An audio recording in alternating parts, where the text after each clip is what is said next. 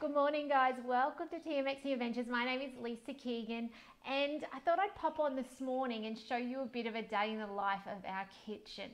So I have already done brekkie, but I didn't do a live on that. Obviously, it is I think about 10-ish now, 10:30, but I'm getting ready for lunch. So I thought I'll show you guys what we're doing, and I've also had a request recently for a dough video on how to make a loaf of bread. So I thought this would be a fantastic chance to do that video and show you how easy it is and how quick it can be when you know the tips and the tricks of the trade. Do say hi if you're watching on today as well. So this bread dough recipe is actually a bigger version of the pizza dough. There are a few things I'll change, but I've actually put it into my recipes. So coming up to here, I can go to my recipes, I can go to created recipes, and very soon, those of you with 3.0, so Cookie Do 3.0, you'll be able to scale your recipes. You'll be able to make them larger and smaller, which will be awesome. This is a 1.5 pizza dough recipe.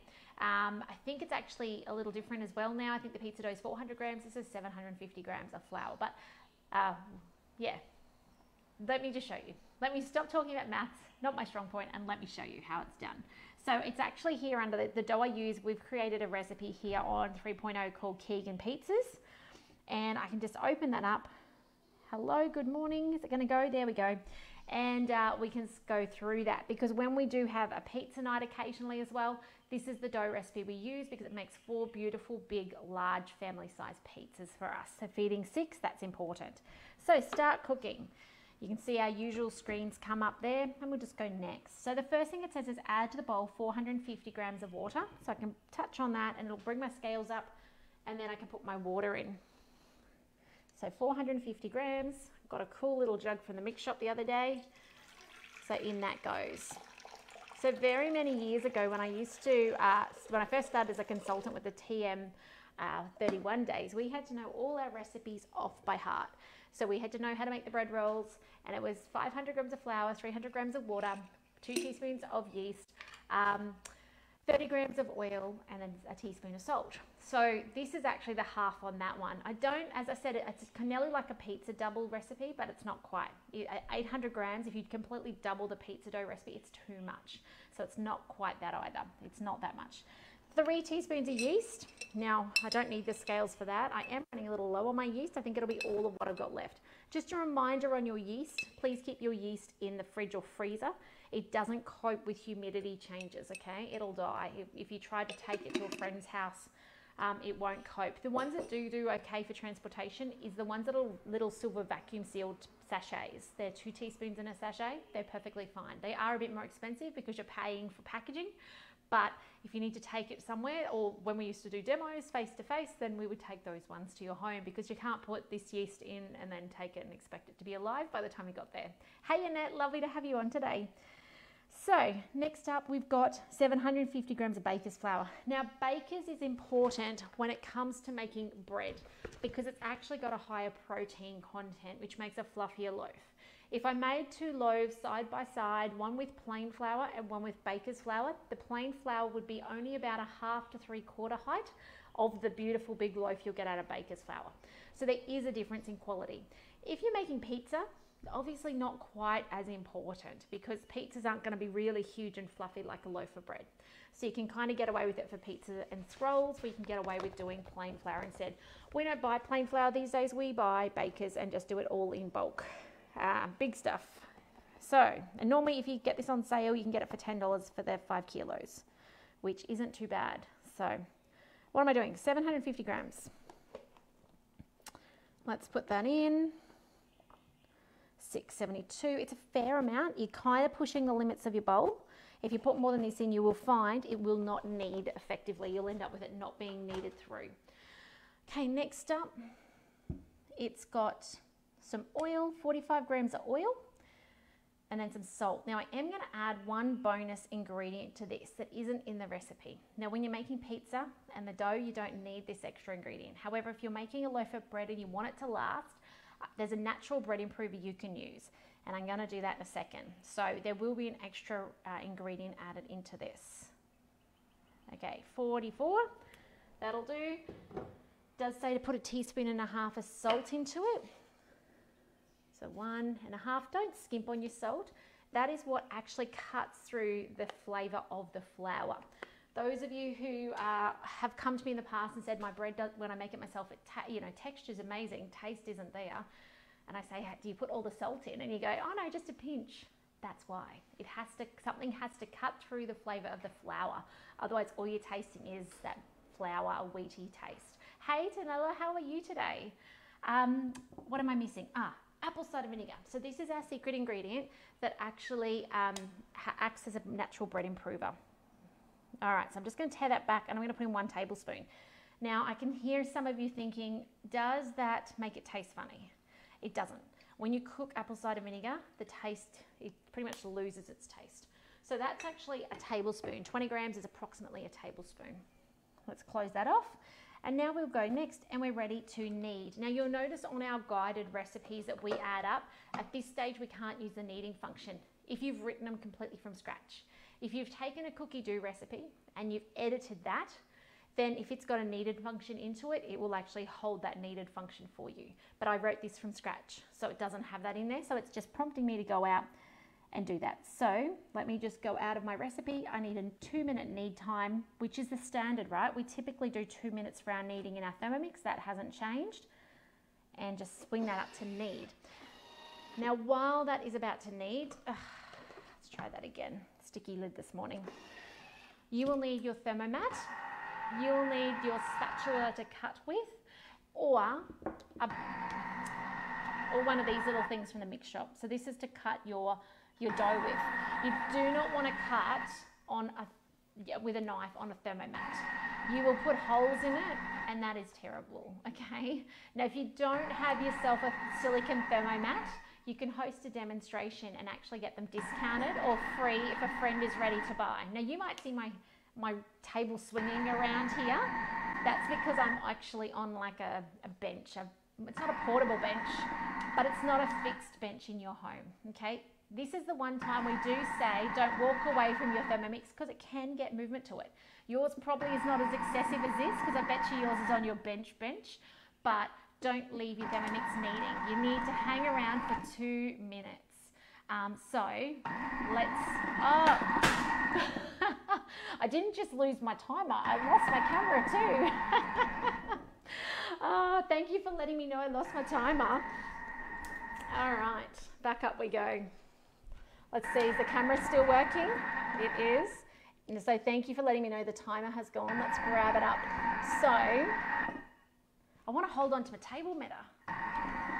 It's all going to just come crashing down. I did move the glass jar away from the edge. I'm going to still hang out for 2 minutes, so bear with me. I want to show you what I do with this dough in 2 minutes time, but I can promise you when this is kneading on your bench, it doesn't wiggle and jiggle like this. All right, I think my legs are coming loose on my table. Oh, I love it. All right, 15 seconds to go. Hey, bear with me so I can show you what to do with this dough in a second while I hold on to the table and everything else. 8 seconds. So you can see it's counting up because I lost it. Oh my goodness. All right, done. There we go. Okay. Whew. I promise you, your home, your bench, where you've got your cupboards underneath your bench and stuff, it won't move. Well, this will slightly jiggle, but it won't be this whole swaying like my table can do. You can see my entire table sways, which means it might be time for a kitchen renovation. Shh, don't tell hubby. All right, so how much longer can I cook on a table in the middle of my kitchen? Let's see. Let's have a look at this dough. So it takes 2 minutes to knead, and I'll show you the final product. Look at that. There's your dough ball, ready to go. So what's happening in there when the kneading goes on, and I would have shown you had I not having to hold onto the table for, for its life, was that actually the blades in there are going both forwards and backwards to make our dough ball come together. So it's actually in that backwards moments, it is actually stretching the dough forwards and backwards. And that's what brings it together to make this awesome large loaf. Now, the bigger your loaf, obviously the more movement you're going to get. Think of it like an upright washing machine, the old-fashioned ones, and you'd find them across the room because they'd walked out. That's why we say never leave your Thermomix when it's kneading. You can walk away in all other cooking forms, just not when it's kneading, all right? And even you can see today with my loose bench, I mean, the Thermomix itself actually didn't move. It was everything else moving. So we've got the dough here ready to go into my loaf tin. Now this is how you can make it super duper quick. Just hang around, I'll show you, but I want to show you one more thing. To get your dough out, you've got the little cog on the bottom. Spin the cog and it will start falling out. Can you guys see it starting to fall down? It falls down better if I hold it completely upside down though. Here we go. And the dough will start falling out. Just give it a spin, a little shaky shake. Here it comes. It is a humid, sticky day today. We actually don't have rain yet, but I know lots of people south of us do. And here it comes. Give it a little turn. And that's got a big chunk of it out, but there's a little bit left in there. So grab your spatula, follow your blades around. So do go in a clockwise position so that you're following the back side of your blunt blades and grab that out. Now you can spin it off the blades with a bit of flour in there. I don't actually like to do that very often because you're adding more flour to your mix, which is going to change the science and the dynamic of your dough. So let's make bread. Let's make this loaf of bread. Let me show you what to do with this now and a few different options. And actually at this point as well, this doesn't have to be bread. Obviously today we are making bread, but this could be naan bread. This could be wraps. This could, actually not wraps, scrolls. This could be, bread rolls. All those sorts of things could be used with this single bit of dough that we've made, all right? And if you don't want to use all of it, now obviously I've made a massive batch because I want to make a big loaf tin loaf. This is my loaf tin from the mix shop, okay? It has a lid as well. And I want to obviously fill the whole thing, hence the reason for the really big dough amount that I've got here. But if you don't want to use it all, or maybe you want to make the dough and then freeze it for later, you can. And what would I suggest you do? I'd suggest you actually from here, shape it into whatever you want it to be. So if it's going to be bread rolls, shape them, let them prove, and then freeze them. Because then you can take them out of a freezer into a preheated oven and cook them ready for as soon as you want them. If you are making pizza and you've got leftovers, roll them flat into discs. If you want them to get a little fluffy, let them prove a bit, then freeze them flat into discs so they're ready to go. Don't freeze it like this because it means you've got to let it get out, defrost before you can work with it, and then it's sticky. It's just messy. So here is my dough ready to go. Mine is a bit sticky because of that humidity. You can see, let me just spin you around here. Hello Rach, how are you? There we go, dough. So what I'm going to do is I'm going to add a little bit of flour to this, not too much, just enough to be able to work with it. Now some people do say add oil. I find oil just makes it stickier. Okay, my opinion. I've seen lots of people say do it. I just can't do it. It just, to me, it gets stickier and stickier. So I'd much rather just give it a little sprinkle of flour. And now, by the way, this is not GF. You know, you guys know I predominantly make GF items around here, but occasionally we do use gluten. So it is not our everyday. However, if you want to make it as your everyday, you can. So grab those spare bits off my mat and just trying to get it up and workable. A little bit more flour on the mat now. Should have probably put some down to start off with. Okay, so what we're going to do here is we're going to actually make this into a long log to work with to start off with. So the best way to do this, and I mean, I could ultimately just dump this straight in my tray, all right, into here, like so. Oops, you can't see, let me bring this over. I could actually take this right now, put it in, cover it with my mat from underneath, and sit it in a warm spot for about half an hour, 45 minutes, till it gets most of the way to the top of the tin, and then put it into a 180 degree oven for 40 minutes. Maybe 50, depends on kind of your oven. And that would do it. That would be perfectly fine. However, I want to show you how to make it just a little bit more fancy. So we're going to today turn it into 3 little lumpy ones. So what we do, divide your dough up first of all into 3. So here's my dough into 3. Now, a little tip, I'm just going to show you some tips of the trade today as well. So I'll just take this opportunity to give you a whole lot of value. I just dumped that in a little bit of flour that was on the corner. Say this was a bread roll. Okay, it's going to be a mighty big bread roll, but just pretend with me for a second that this is a bread roll. To make amazing bread rolls in your Thermomix, I never give it a first proof. I always skip the first proof because I'm always in a hurry. You guys know that. So what do? You get it out of the Thermomix, you put a little bit of flour on it like we have today, and then you start shaping it. Now to shape it, it is a stretching movement. It is a stretch and push, and you're going to turn it 90 degrees. And I know this is a mega loaf. I know that that's bigger than a bread roll. Let's go this way. Normally I'd actually divide this dough into 12 bread rolls. So there's a bit of a reference point for you. But let me just show you here at the moment. So it's actually a stretch around and underneath. Stretch and underneath. So I'm pushing the dough, turning it 90 degrees each time. Grab a bit more flour if required. I might just put some on the corner of the mat to work with. Keep your hands floured. And I'm turning it and stretching it underneath. Turn and stretch, turn and stretch, turn and stretch. And that there will then produce a beautiful top. So that's your top, and a pinched under bottom where all the other bits have got down to. All right. The less you can work your dough, the better. If you re-knead it, push the air out of it, a whole lot of things like that, you're going to find that it's going to be hard. You're going to get rock cakes. The other way you can do it is if your dough is quite tough, which sometimes it is, fold it over to the center and then rotate it the 90 degrees. So you're pushing the sides to the sides underneath. I was trying to think of the wording, and you end up with beautiful big bread rolls. Okay. If you wanted to make a cob loaf, you can imagine using this loaf as well and just putting it in a circular bread tin, circular cake tin, and then you've got yourself a big cob loaf. So today though, what I want to do is I want to make 3 big lumpy ones. So I'm making mega ones. It is a little bit tacky to work with. Darn rain around at the moment. So doing this. So I'm just tucking underneath. Start with bigger ones as you're practicing to do this, because it is easier than working with little tiny ones. Now some people, when you've got the tiny ones, you can do this weird little hand capture thing. I can't do it and my table wiggles too much. I'll lose my camera again. But there you go, one little lumpy one to go in the end of my tin. Then I want to do another one. So as I said earlier, start by tucking it in. So I've got this big rectangle, tuck it in. Now these are going to double in size at least. So as you see them in here in a moment, you might think, oh, they don't look like they're going to take up much space. They're going to all grow in there really significantly. So make sure we end up with a smooth top, because that's the part that's going to be showing. The underneath you won't particularly see. Round it goes. Now with your bread tins, if you've got the ones from the mix shop, don't put them in the dishwasher. Just wipe them out with a cloth when they're done. All right, you do not want to put them in the dishwasher. It loses a special coating that they've got on there, which makes the bread amazing. Okay, gives you a nice crust on it. So I'm just doing it with the last one, tossing it round. And as I said, bigger is easier to work with. I'm just occasionally putting a little bit of flour on my hand. But the thing about the Thermomat I love is I don't have flour anywhere else. So at the end of this, I can lift this mat up, I can dust it into the sink, give it a little rinse off if required, and then that's it, it's good to go. So can you see I'm just turning it, pinching it underneath. I'm using this hand to push underneath, turn it, push, turn it, push. If it gets too tacky, give it a bit of flour, turn and push. All right, and then into, can you guys see that? Last one, into my tray. So now what I've got, it's not as symmetrical as I would have liked in there, but that's okay.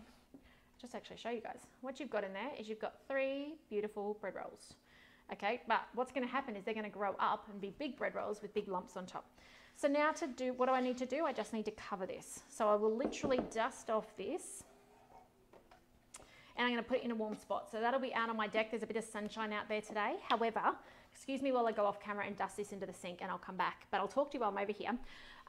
If you don't have sunny days, then put it in the boot of your garage or under a heat lamp in your bathroom would also work, or in your oven if you've got a light setting on your oven where it's just the light.